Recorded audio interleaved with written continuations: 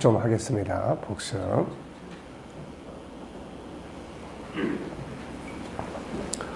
하도 많이 해가지고 예, 앞에 거는 공부하면서 뒤에 거는 자꾸 잊혀져 가고 그런가요? 어떻습니까? 그래도 많이 쌓여 있어요. 많이 쌓여 있죠. 예, 일단은 들어간 거는 어디로 안 없어지는 거니까 예, 우리가 이제 마지막까지 계속 집어넣다 보면은 일단은 풍성한 내면의 창고를 채울 수가 있습니다. 그래서 이제 이런 부분들을 어떻게 활용하느냐 보다도 우리 지도자들이 과연 정말 끊임없이 쏟아져 나올 수 있는 그런 내면의 풍성함이 있느냐 하는 거, 이게 사실은 제일 중요하죠. 미천 떨어지면 아무것도 다 못하는 거니까 제일 중요한 거는 바로 그런 부분. 그러다 보면은 이제 활용할 수 있는 기회들이 이제 하나하나 오기 시작을 하죠. 네. 자, 그러면 이제 우리 G7, 지금 이제 아마 다음번 모일 때쯤에는 우선은 그 책을 같이 드리려고 합니다. 그래서 이제 사실 지금 1권이 안 나와 있잖아요. 1권. 1권.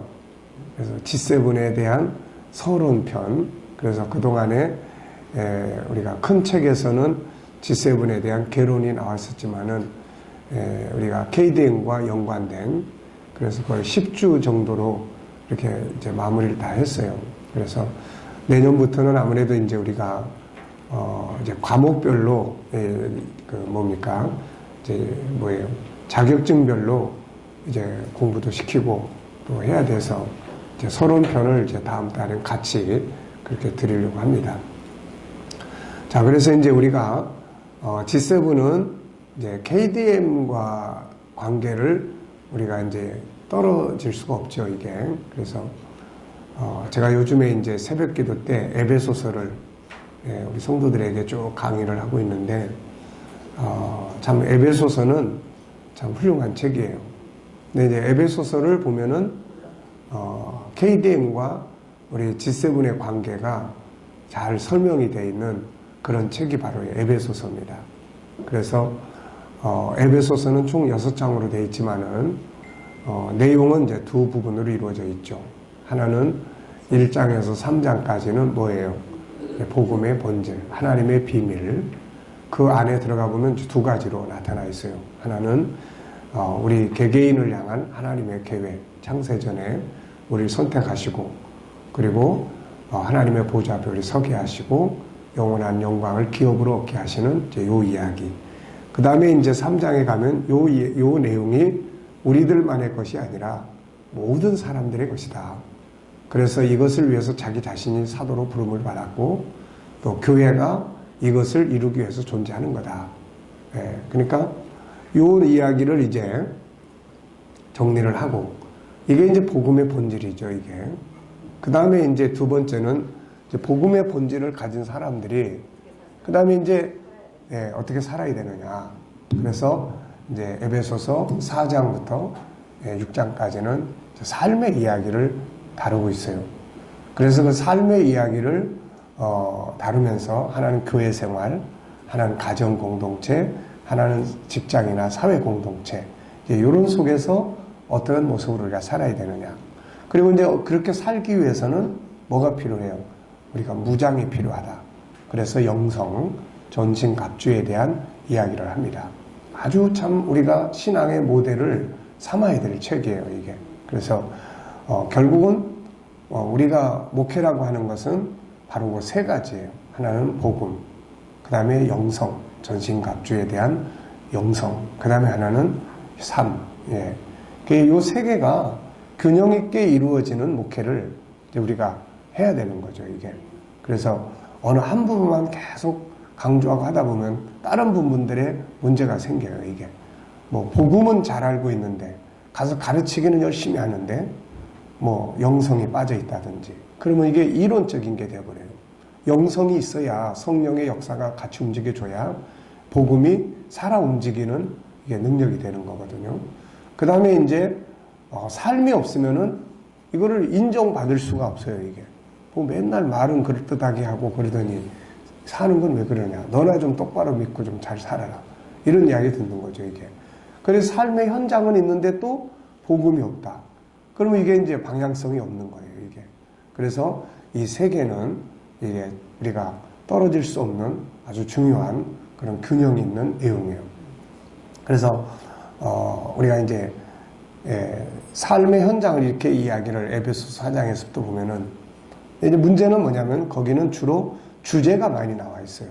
뭐 용납해라, 하나가 되라, 또 거짓을 버리고 뭐 참된 것을 말해라.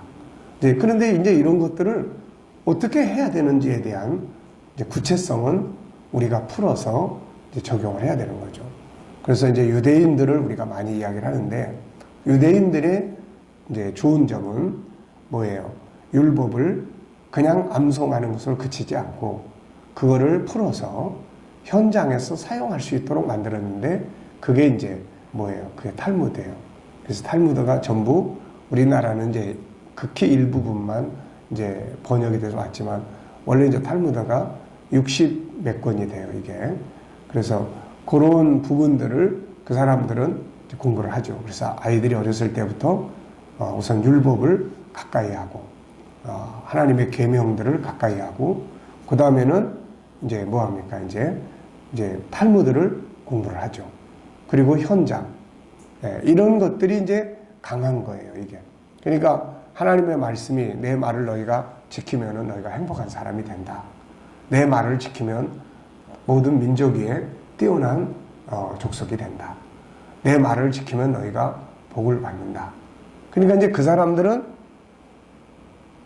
우리가 좀 비교를 해보면은 그 사람들은 하나님의 말씀이 해석이 되고 현장에 사라지는 거예요. 그러니까 이게 뛰어난 민족이 될 수밖에 없어요, 이게. 하나님 말씀 자체가 사람을 사람답게 만들고 뛰어난 리더로 만드는 이게 법이기 때문에 방법이에요, 이게. 근데 우리는 제목만 항상 많이 이야기한단 말이에요, 이게. 그러니까 뭐 제목만 많이 하지 밑에 이거를 풀어서 어떻게 가정에서 하나님의 법이 작용하고 어떻게 직장에서 사회 현장에서 하나님의 법이 삶의 현장에서 이렇게 움직여야 되는지 이게 좀 풀어져야 되는데 영적으로는 주석들이 많이 나와 있어요. 영적으로는. 그렇지만은 이게 현실적으로는 이게 지혜의 글들이 풀려서 이거를 현장화해서 훈련해가지고 안 돼. 이게 그 부분이 약한 거예요, 이게. 그래서 사실 이 세 가지가 균형 있게 간다고 하는 것은 이게 쉬운 일은 아니에요. 어떤 데 보면은 또 현장은 열심히 사회적 프로그램들을 갖다가 많이 하는데 복음이 없다든지. 이게 균형 있게 간다는 게 그래서 우리는 참 감사한 게 그런 거예요. 먼저 우리에게 복음의 본질을 다루게 하시고 그 다음에 현장에 대해서 복음을 갖다 보니까 자연히 현장에 고민이 생기잖아요. 이거 왜 이렇게 살아야 되나? 왜 변화가 없나? 왜 문제가 이런 건가? 왜 사회적 리더십을 못 갖고 있나? 그러니까 이런 부분들을 이제 고민을 하게 되고 그래서 이제 우리가 여기까지 온 겁니다. 그래서 우리가 저는 이제 어떻게 보면은 옛날에는 은퇴 뭐 이런 게 이제 어르신들만 이제 이야기하는 줄 알았어요.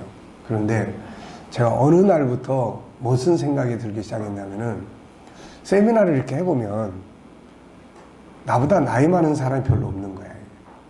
예, 여기도 지금 우리 박 목사님만 빼놓고는 다 내 밑에지요, 다. 그렇죠. 목사님은 얼마예요? 그럼 2반입니다. 2반. 네. 그럼 뭐 아직도 한참 젊은 거야, 2반이면. 그래서 내가 무슨 생각이 들었냐면 내가 나이를 먹긴 먹는구나 라는 생각이 들어요.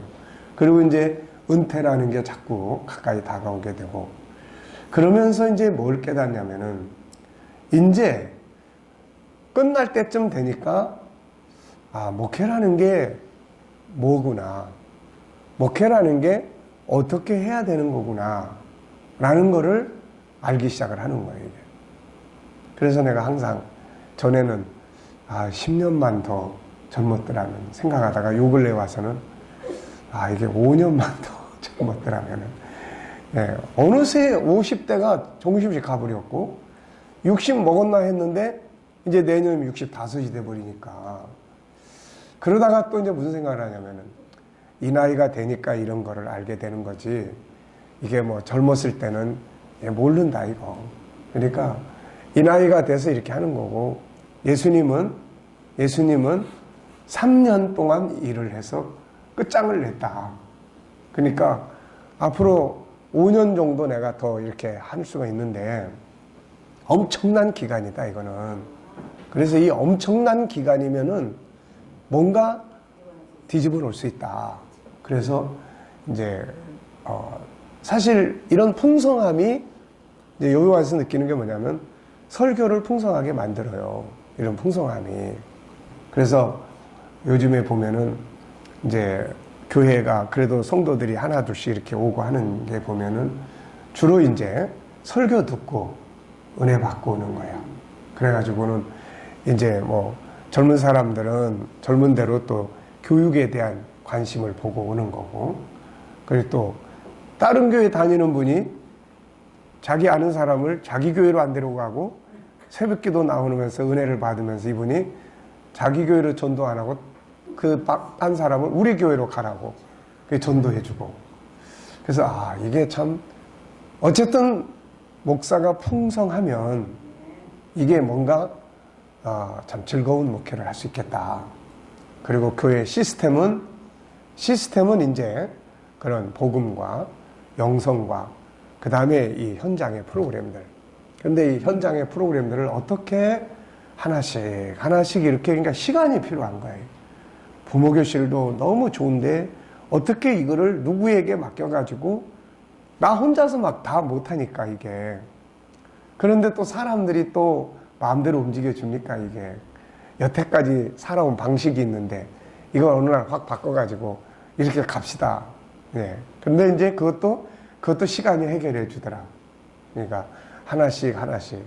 그래서 일단은 풍성하게 목회자의 내면이 풍요롭게 되는 게 이게 우선 제일 중요하고, 그러면 이제 그 속에서 설교라든지 또 상담이라든지 또 뭐 이런 어떤 아이들에 대한 문제라든지 이런 부분들을 폭넓게 잘 다루어 갈 수 있으면은 이런 것들. 그래서 이제 부모 교실을 이번 세미나를 통해 내가 쭉 해보면서 이제 어떤 그림이 하나 그려져요. 지금 하나 그림이 그려지는데 이 그림을 과연 어떻게 옮겨볼 수 있을 것인가를 지금 많이 생각을 합니다. 그래서 이제 우리가 부부교실은 부모교실이라는 틀로 가는 게 맞냐, 아니면은 이번에 이제 우리가 가정행복 만들기 지도사 이제 여가부에서 이제 승인을 해줬어요.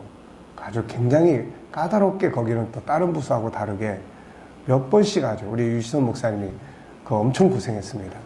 그래서 계속 빠꾸당하고 그러다가 이제 어쨌든 이번에 이제 승인 공문을 받았어요. 그래서 행복 가정 회복 운동 쪽으로 가면서 이러이러한 부분들을 가야 될 건지 지금 많은 생각을 하고 의견들을 지금 이제 들어보고 있는 중입니다. 그래서 어쨌든 아이들 문제를 다루는 것은 결국 이거는 이제 그건 해답이에요. 그게 해답이니까. 근데 어떻게 접근을 해서 어떻게 할 거냐. 지난번에 이야기한 것처럼 부모교실과 함께 우리 KDM G7 영재교실 이런 부분들을 갈 거냐. 어떤 방향으로 어쨌든 갈 거냐. 그래서 지금은 이제 SQ 재능에 대해서 계속 정리를 이제 해가고 있습니다. 그리고 나면 이제 EQ, 그 다음에 IQ 이런 걸 통해서 올바른 신앙인, 그러면서도 사회적인 공익적인 가치를 만들 수 있는 사람, 그러면서도 영향력을 미칠 수 있는 사람, 이런 부분들을 이제 만들어 이제 가볼 생각이에요. 그러다 보니까 시간이 좀 필요한데 라는 생각을 자꾸 하게 됩니다. 그래서 어쨌든 여러분들은 저보다 그래도 시간이 더 있는 분들이니까 어쨌든 끝까지 공부 잘 하셔서 유용하게, 우리가 이제 복음, 영성은 어차피 이건 개인이 하셔야 될 문제고 현장을 충분히 이해하고 있다는 것, 충분히 이해하고 그를 사용할 수 있다는 것은 우리가 가진 큰 재산이에요. 이건. 그러니까 이 재산을 어떻게 앞으로 사용을 해서 어떤 결과를 만들어낼 거냐 하는 것은 이제 우리가 살아가는 현장에서의 고민들이 많이 필요하죠. 자, 그러면은 지금까지 우리 공부했던 것들을 우리가 한번 쭉 얼마나 남아있는지 한번 복습을 해보겠습니다. 첫 번째 책이 우리가 이제 하나님의 형상 5개인데 그 5개 중에 첫 번째가 유일성, 영원성, 인격성, 그 다음에 거룩성, 사랑성, 그 다음에 이제 영원성이에요. 이 5가지 성품을 재능으로 다룰 때는 우리가 SQ, EQ, IQ 요 3가지 재능 속에, 그래서 다 이렇게 각 성품들을 재능 속에다 넣어보니까 이 3가지의 재능이면은 재능 개발 쪽에서 이 부분을 이런 방식으로 다룰 수가 있을 것 같아요. 그래서 재능 개발 쪽으로 접근해 주는 것이 더 효과적이냐, 하나님의 성품을 순서대로 다뤄주는 것이 더 효과적이냐. 그래서 이런 부분들을 우리가 현장에서 연구하고 고민하면서 이제 사용할 수 있는 가장 효과적 방법들을 찾아내야 되겠죠, 이게. 자, 그래서 우리가 이 G7을 하는 목적이 4가지가 있습니다. 자, 첫째, 뭐예요? 복음의 결론. 두 번째는 내면을 풍요롭게 한다. 자기 안에 있는 것을 개발하기 때문에 자기 안에 있는 것들이 하나하나 훈련되어지고 개발되어지기 때문에 풍성한 거죠. 네, 풍성한. 그래서 사람을 만나도 무슨 말을 해야 될지, 이 사람을 어떻게 다루게 될지, 이건 사회적인 심리학이나 어느 한 과목을 공부한 거하고는 전혀 성격이 달라요, 이거는. 그래서 그런 부분들을 우리가 다양하게 이제 할 수가 있습니다. 자, 그 다음에 세 번째는 시대가 요구하는 것이다. 시대가 뭘 요구하죠? 시대가 전문가를 원하는 거예요. 창의력적인 사람, 뭔가 아이디어를 끌어낼 수 있는 사람, 그러니까 기계적인 사람이 아니라 바로 움직일 수 있는 사람, 이런 사람을 원하는 거죠. 그래서 그 어느 때보다도 더 자기 개발에 사람들이 많이 이야기를 하고 있습니다. 자, 그 다음에 이제 네 번째는 다리 역할을 하는 거예요.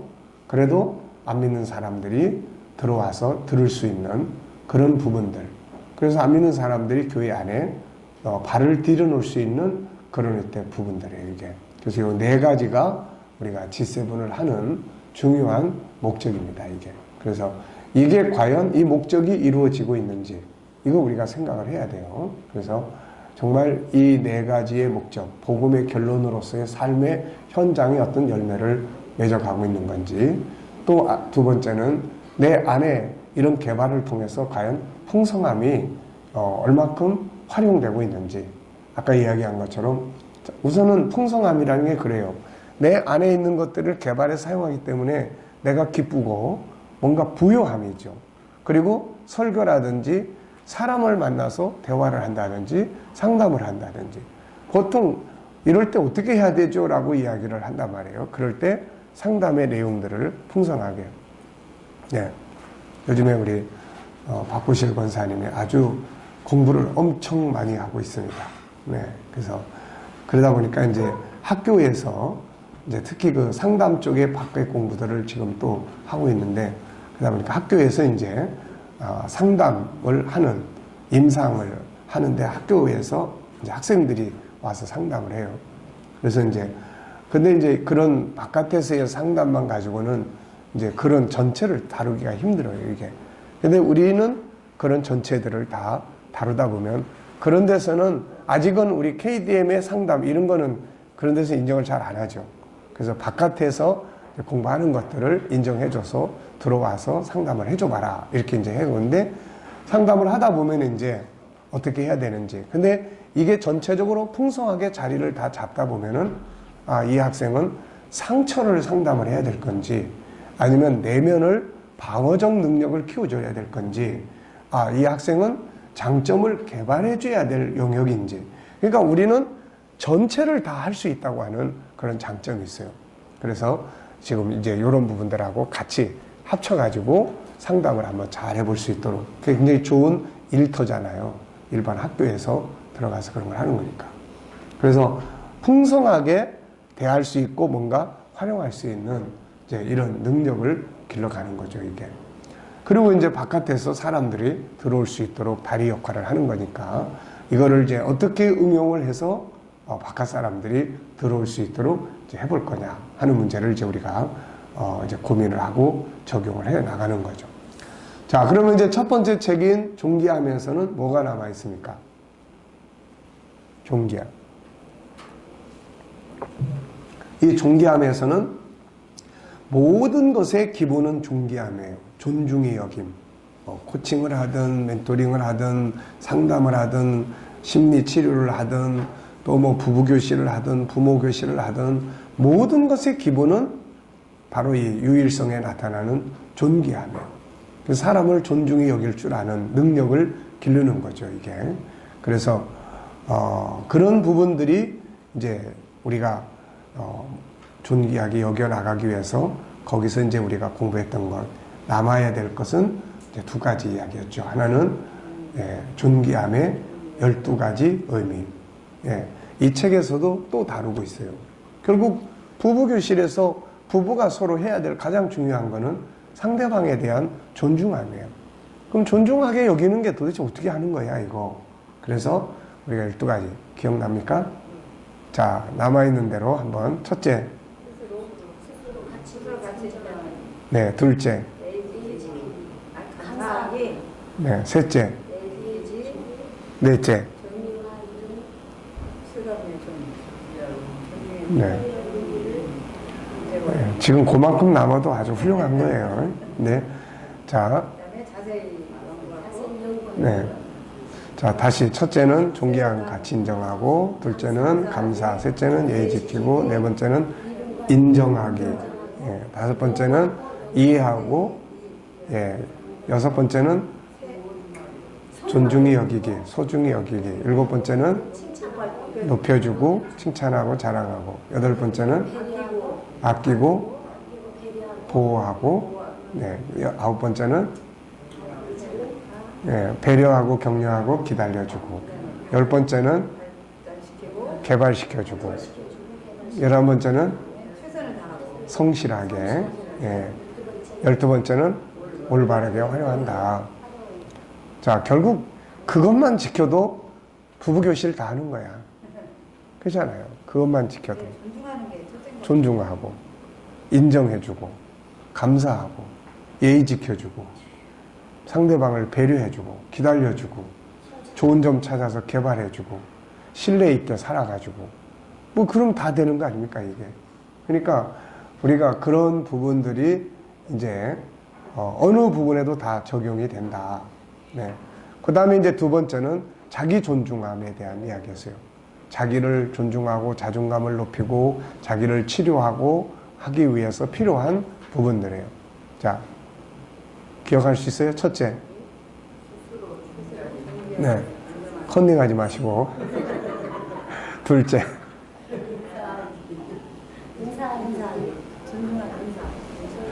네, 벌써 땡. 아, 그래요. 컨닝이라도 해보고. 컨닝해도 뭔가 알고 있어야 그것도 쓰는 거지. 네.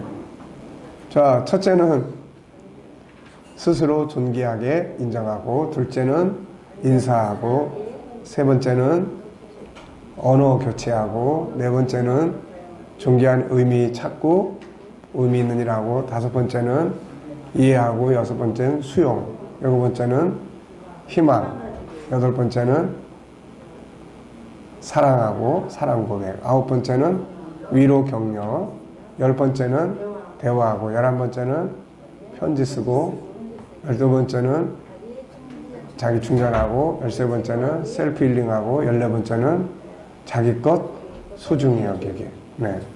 그래서 이것도 자기 자신을 셀프 힐링하고, 자기 자신을 치료하고, 또 뭐 상담할 때도 그게 다예요, 그게.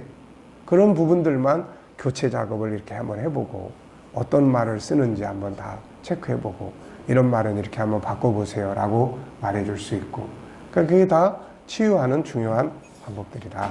자, 이렇게 하면은 존귀함의 책이 이제 보관이 된 거예요. 일단 여러분들 속에 그래도 보관이 된 겁니다.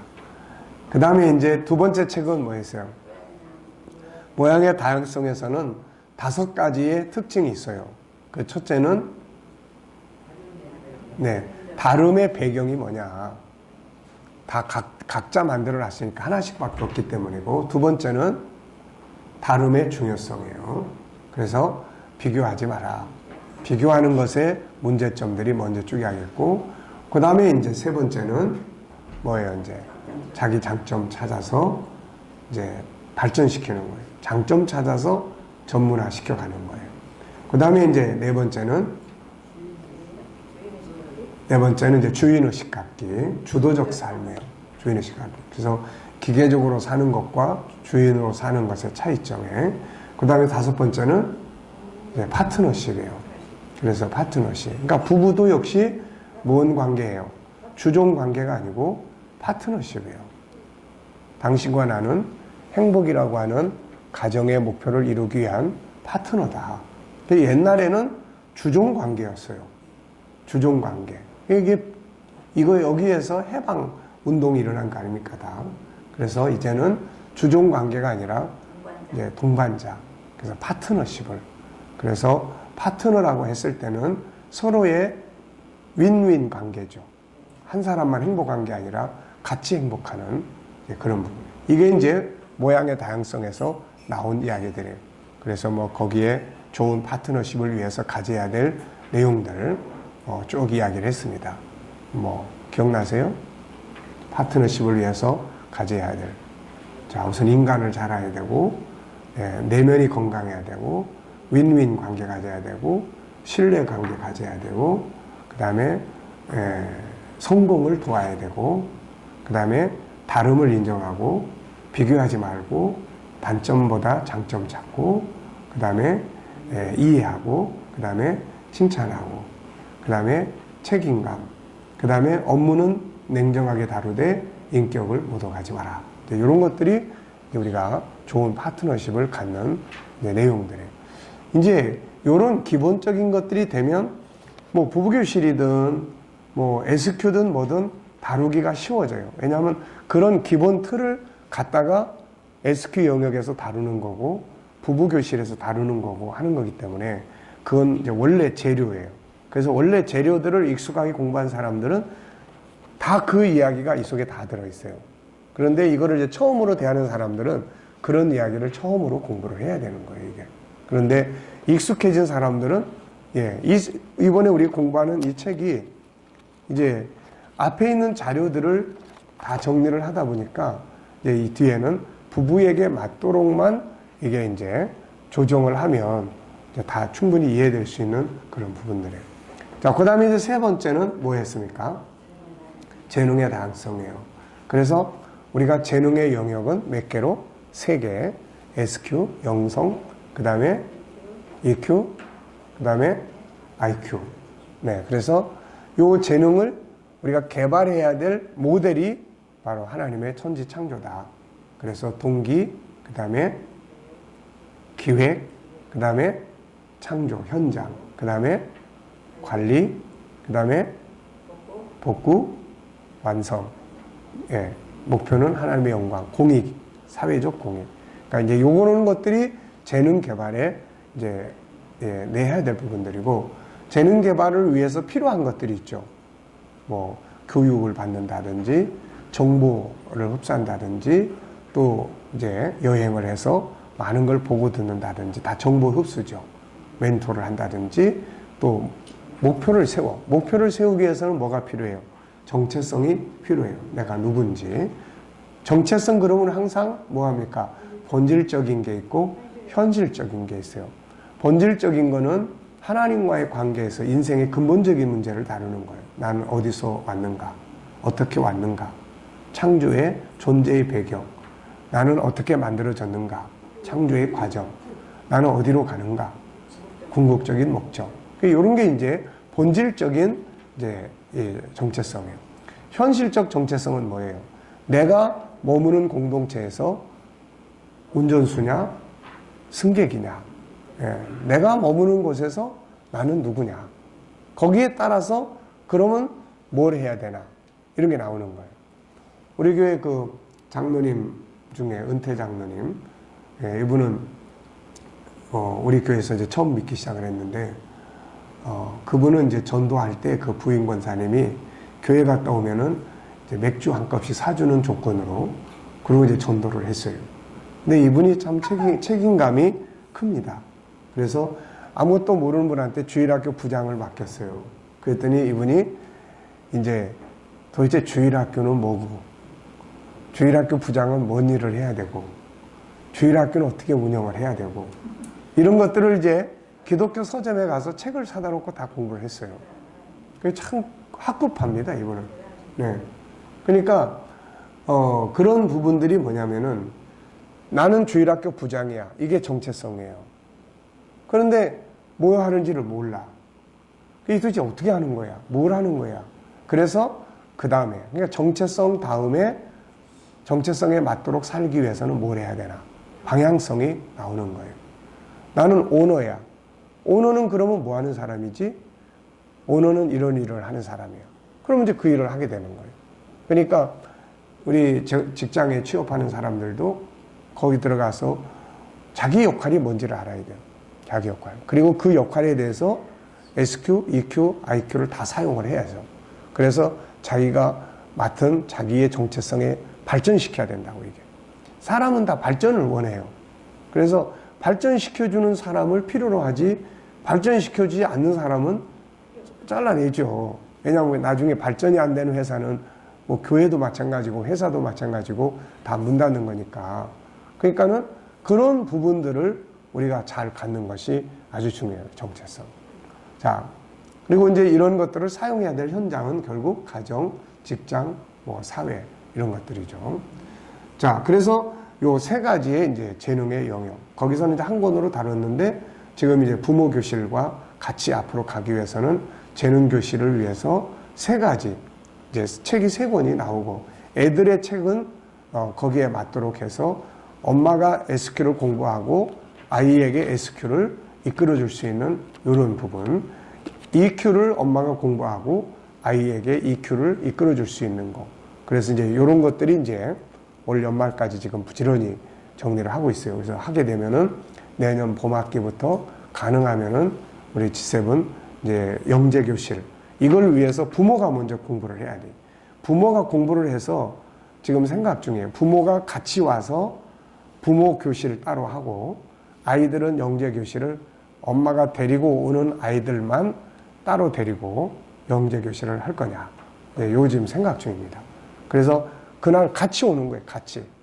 뭐 엄마가 오든 아버지가 오든 부모가 같이 오든 와서 한편에서는 부모 교실을 오픈하고 한쪽에서는 아이들을 위한 영재 교실을 오픈을 하고, 그래서 이런 부분들을 지금 이제 어쨌든 내년 봄학기부터는 지금 시행을 해보기 위해서 지금 이제 준비 중에 있습니다. 자, 그래서 재능. 그 다음에 이제 두 번째 성품의 영역으로는 뭐가 있어요? 생각의 기능이에요. 네, 인격성.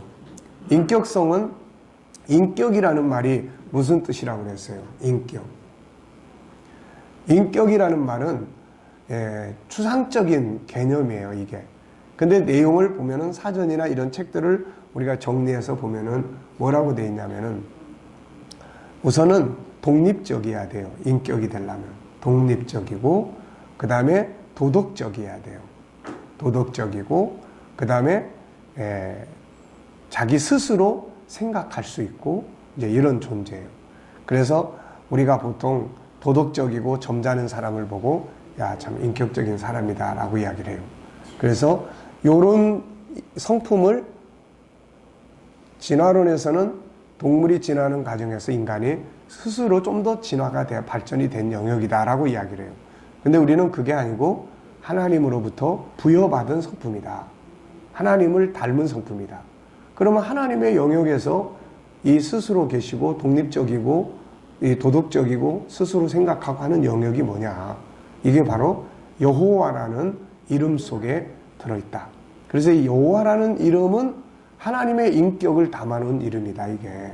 그래서 우리가 인격성이라는 것을 다루게 되는 거예요. 그래서 그 인격성 안에는 세 가지를 우리가 정리를 하죠. 첫째는 뭡니까? 네, 첫째는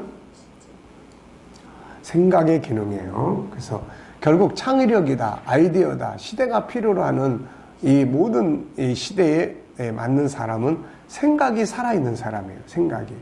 생각이 고정화되어 있거나 기계화되어 있거나 이게 아니에요. 생각이 살아있는 사람이에요. 생각이 살아있대 거룩한 쪽으로 생각이 살아있어야지 못된 쪽으로 나쁜 쪽으로 살아있으면 안 되잖아요, 이게. 그래서 우리가 거기서 생각의 특징 혹시 기억납니까? 11가지의 생각의 특징을 이야기를 했었는데 기억나세요? 첫째, 천재적이다. 둘째, 정보의 바다다. 셋째, 5가지 성품을 활용하는 기능이다. 그 다음에 네 번째는 시간과 공간을 초월한다. 5번째는 창조하는 세계이다. 그래서 생각 속에서 창조가 이루어져요. 아이디어, 창조입니다, 이게. 그 다음에 6번째는 아이디어를 꺼내낼 수 있는 창고다. 7번째는 기억하는 기능, 메모리 기능. 요 메모리 기능이 망가지면은 치매가 오는 거예요, 이거. 그래서 메모리 기능을 살리는 방법은 뭐 해야 돼요? 계속해서 기억하는 훈련을 해야 돼요. 암송하고 또 생각해내고 이런 훈련이에요. 자, 그 다음에 8번째는 행복과 불행을 만드는 것이에요. 행복과 불행을 결정을 자기가 하는 거예요. 자기가. 어떤 사람은 똑같은 일인데 불행하게 생각하고 어떤 사람은 행복하게 생각해요. 어떤 사람은 10,000원만 있어도 행복해하고 어떤 사람은 100만 원이 있어도 불행해요. 그러니까 그건 자기가 선을 정하는 거예요. 나는 이 정도면 충분해. 이 정도면 되지 뭐. 바울 사도는 먹고 마실 것이 있은즉 족하게 여겨라. 그게 행복의 기준이거든. 그러니까 행복의 기준은 사실은 본질적 기준이 있어요. 우리가 SQ를 다룰 때 SQ의 6가지를 다루려고 해요. 첫째는 뭐예요? 첫째는 종교적 SQ, 하나님과의 관계. 이건 세상이 다루지 못하는 부분이에요. 두 번째는 정체성에 대한 SQ, 난 누군가. 세 번째는 가치에 대한 부분이에요. 무엇이 가장 아름다운 것인가? 어떻게 사는 것이 가장 선한 것인가? 이게 옳은가, 그른가? 이런 문제예요. 그 다음에 이제 네 번째는 행복의 길이에요. 무엇이 내가 추구해야 될 행복의 길인가? 사람은 행복하게 사는 훈련을 해야 됩니다. 이걸 훈련을 안 하면은 뭐가 행복인지 몰라요. 행복한데도 자기 불행하다고 생각하는 거예요.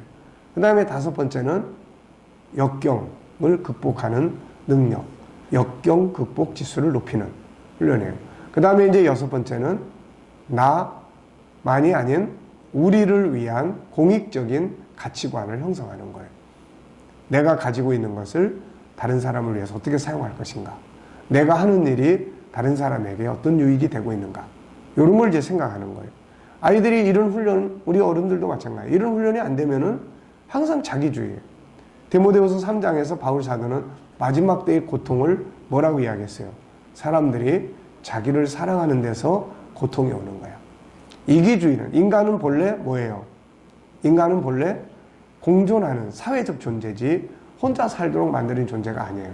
그래서 이런 능력을 길러야 됩니다. 이런 훈련을. 그래서 피아노 잘 친다. 이건 뭐예요? IQ예요. 재능이 IQ 쪽, 기술 쪽 재능이 좋아. 그런데 SQ가 뛰어난 애들은 내 기술을 다른 사람을 행복하기 위해서 어디다 사용할 수 있을까?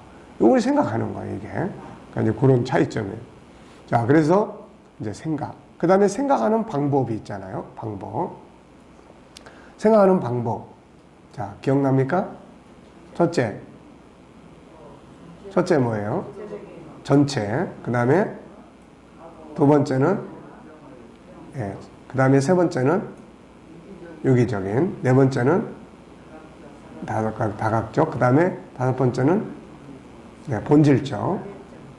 본질적인 건 뭘 이야기하죠? 본질적인 거는 질문을 통해서 확인해내는 방법이에요. 이게 뭐지? 왜 그걸 그렇게 생각해? 그게 맞다는 증거가 뭐야? 이런 식으로 해서 질문을 통해서, 예, 그래서 코칭 같은 게 다 그런 영향을 많이 받은 거예요. 자, 그 다음에는, 능동적. 기계적인 게 아니고 스스로 주도적으로 하는 거예요. 배고픈데, 배고파 죽겠네 그러고 있으면서도 누가 먹을 거 줄 때까지 기다리는 사람은 기계적인 사람이고, 아, 이거 어떻게 먹어야 돼? 아, 나가서 뭐 좀 사 먹어야지. 그러고 나가는 사람은 능동적인 사람이에요, 이게. 문제를 해결하려고 하는데 딴 사람이 와서 해결해 줄 때까지 기다려. 그럼 기계적인 거고, 스스로가 어떻게 해결할 것인가를 고민하는 거. 네. 그 다음에 또 뭐 있습니까, 이제? 전과요 다본능. 그 다음에 영적인 방법. 그 다음에 통합적 방법. 그 다음에 브레인스토밍. 그 다음에 육색 사고무자. 또 뭐, 게시탈트 방법이라든지, 또 게시탈트 방법이 뭐예요? 네, 그래도 네, 아주 다 유식해졌어요. 네, 그래도 이제 통하는 거야 이제. 그래서 다 배경인데 그 중에서 중요한 것을 끌어내요. 전경이 뭔지 전경으로 끌어내서 그걸 발전시키든지 해체시키는 거예요 이게. 그러니까 이제 그런 부분이에요. 그래서 그런 걸 하기 위해서는 오늘 대화 나눌 것 중에 가장 중요하다고 생각하는 거 두 가지만 이야기를 해보세요. 그래서 중요한 핵심을 끌어내게 하는 거예요. 한참 생각하다가 이거예요. 네. 그게 이제 전경으로 끌어내는 거죠, 이게. 자, 그 다음에 이제 또 뭐가 있습니까? 뭐 역지사지라든지, 뭐 주제 바꾸기라든지 이런 것들이 있어요. 주제 바꾸기가 참 중요합니다. 상담을 할 때 주제만 싹 바꿔놓으면은 엄마라고 생각하지 말고 엄마하고 갈등이 많은 사람이 상담을 하는데 엄마라고 생각하지 말고 고객이라고 생각을 하면 어떻게 될까요? 예, 어떻게 될까? 예, 엄마가 뭐라고 이야기하니까 그냥 뭐 따지고 들고 막 그러다가 고객이라고 바꾸면 어떻게 하겠어요? 그렇죠. 네, 그러니까 주제를 바꿔주면은 그 다음에 문제가 거기서 해결이 될 수가 있어요. 네, 그래서 주제 바꾸기, 뭐 이런 것들이 이제 우리가 설교에도 마찬가지예요. 주제가 참 중요해요. 어떤 주제를 사용하느냐에 따라서 방향이 바뀌는 거예요. 모인 성도가 중심이냐, 주님이 중심이냐, 이 책에서 말하고자 하는 본질이 중심이냐, 또 영적인 걸 다룰 거냐, 이걸 가지고 본질적인 걸 다룰 거냐, 또 어디서부터 출발할 거냐. 전 요즘에 산상수훈을 이제 수요일 날 저녁이면은 강의를 하는데 항상 배경을 창세기 1장에서부터 시작을 해요. 창세기 1장 27절, 그리고 28절, 그리고 2장 에덴 농산. 여기서 보면 다 보여. 왜 이 말씀을 하셨는지. 예를 들면 심령이 가난한 자. 그쪽에서 안 보면은 그냥 심령이 가난한 거 요거 하나만 뜻풀이를 해. 그런데 창세기 1장으로 딱 가서 비춰보면 왜 그 말씀을 했는지를 알 수가 있어요. 왜 그 말씀을 하죠? 창세기 1장을 보면 인간은 본래 속에 누구를 모시게 되어 있냐면 하나님을 모시게 되어 있어요. 그리고 뭘 담아가지고 살게 되어 있냐면 천국을 담게 되어 있어요. 그런데 인간이 이 안에 천국을 담고 하나님과 모시고 함께 살 때는 행복해. 그런데 이게 처음으로 이루어진 것이 에덴 농산이에요. 그런데 창세기 3장에 죄 짓고 난 다음부터 창세기 4장에는 안에 담아야 될 게 다 밖으로 나와버렸어. 하나님도 나와 있고 천국도 나와 있고 그 대신 쓰잘데없는 세상 것들이 이 안에 다 들어가 있어. 그래서 인간이 사실 불행한 거는 이 세상 것이 없어서가 아니라 이 세상에 채워져야 될 것이 밖으로 나와 있기 때문에 그러는 거예요. 그래서 예수님이 마음 안에 있는 거 다 비워라. 그러면 원래대로 다시 천국이 채워지게 되고 그게 행복의 비결이다. 그거를 이야기를 하시는 거예요, 이게. 그러니까 산상수훈을 창세기 1장, 2장에 이 관점에서 쫙 보면은 결국 그렇잖아요. 구절 하나하나가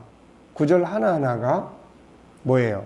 동그라미 그려보면은 우리가 이 산상수훈의 구절 한 구절 한 구절은 산상수훈에 들어있고, 산상수훈은 예수님의 천국운동 속에 있는 거고, 예수님의 천국운동은 성경 전체의 천국운동 속에 들어있다고 이게. 그리고 그 천국운동의 출발점은 창세기 1장 2장이에요. 그러니까 창세기 1장 2장만 딱 놓고 보면 안 풀리는 게 없어요. 일단. 거기 뭐 다 풀리게 돼 있는 거예요. 응? 다. 그러니까 우리가 이런 원리들을 바르게 이해하는 것이 아주 중요해요. 그래서 주제를 바꾸고, 주제를 어느 관점에서 방향을 볼 거냐에 따라서 다 달라진다. 자, 그 다음에 이제 생각의 기능에서 그렇게 생각의 특징, 그 다음에 생각의 방법, 그 다음에 뭘 해야 돼요, 이제? 뭘 생각을 해야 될 건가, 이에요. 뭘 생각, 거기 그래서 20여 가지나 우리가 생각해야 될 것들을 쫙 설명을 했어요. 왜냐면은 뭘 생각을 해야 될지 모르는데, 야, 생각 좀 하고 살아봐. 그러면 얘는 엉뚱한 생각을 할 수가 있어요. 우리가 그냥 내버려 두면은 부정적인 생각이 긍정적 생각보다 훨씬 많다고 이야기를 했죠. 그러니까 생각을, 훈련을 안 받은 애들은 생각 좀 해봐 그러면 부정적인 걸 더 많이 생각하는 거예요, 이게. 그래서 생각하는 훈련을 반드시 해야 돼요. 창의력, 우리가 나중에 이제 IQ 쪽에서 창의력을 다루는데, 창의력을 다룰 때는 생각하는 훈련을 시켜야 돼요, 이거. 그리고 뭘 생각할 것인가. 안 좋은 생각을 하면은 이거는 안 하는 것만 못한 거고, 좋은 생각을 해야 되는 거죠, 이게. 자, 그 다음에 이제, 뭐가 있습니까, 이제? 자유의 기능이 있어요, 자유의 기능. 그 자유의 기능에서 이제 뭐 해요?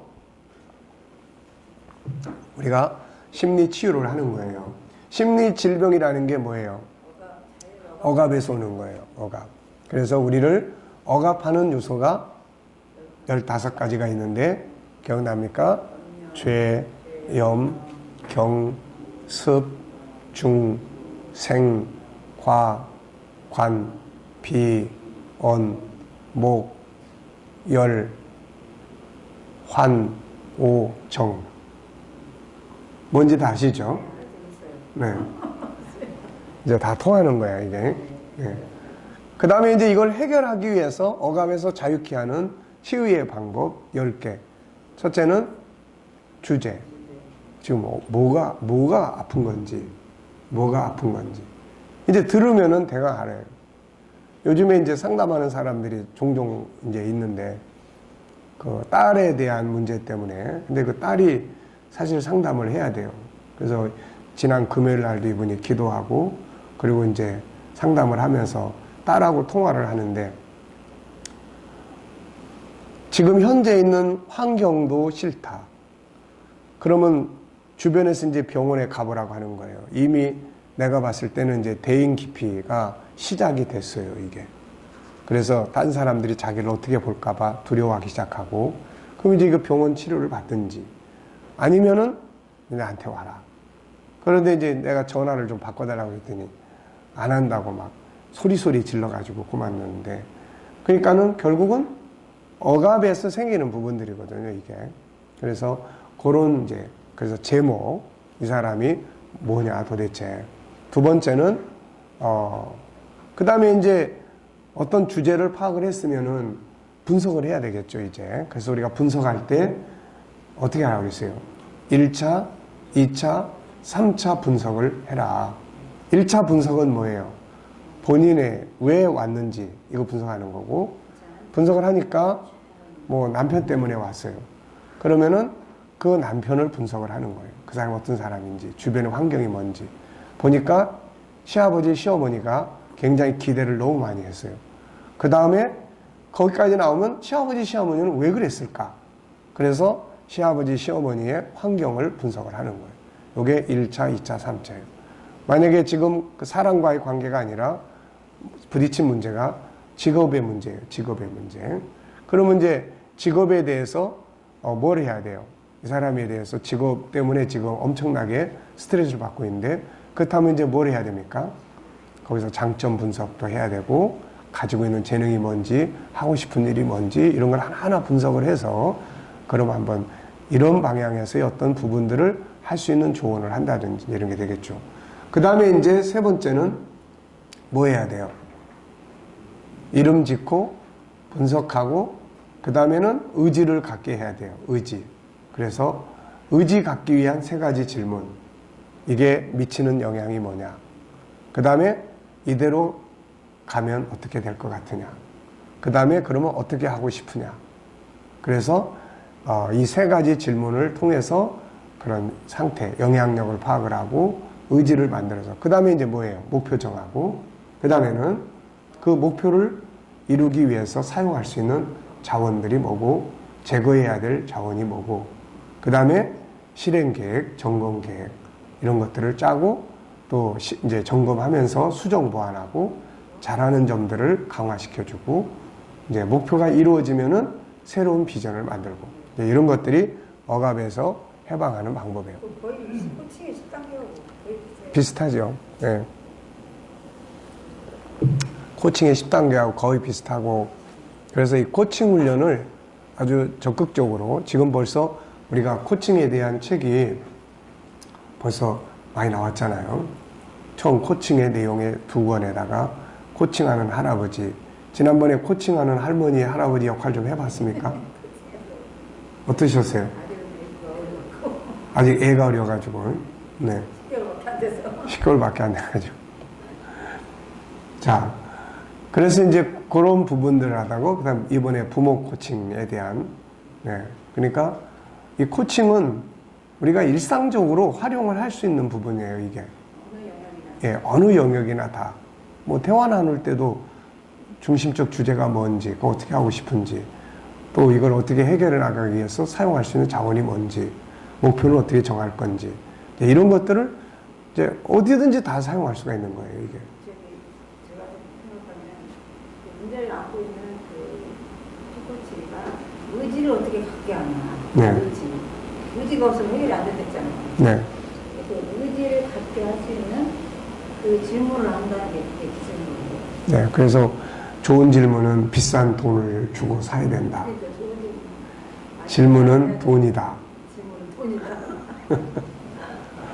손 들어봐요. 생각해봐요. 그래서 우리가 질문을 계속 연구를 해야 돼요. 질문을 계속 연구해서 더 좋은 질문을 생산해낼 수 있고 이런 게 필요한 거죠. 이게. 전에는 그런 상상도 못했어요. 상대방이 의지를 갖게 하면 어떻게 의지를 갖게 해? 네. 이게 굉장히 상상. 자, 일단 10분간 휴식하고 1시간 더 하고 식사하러 가죠. 네. 네.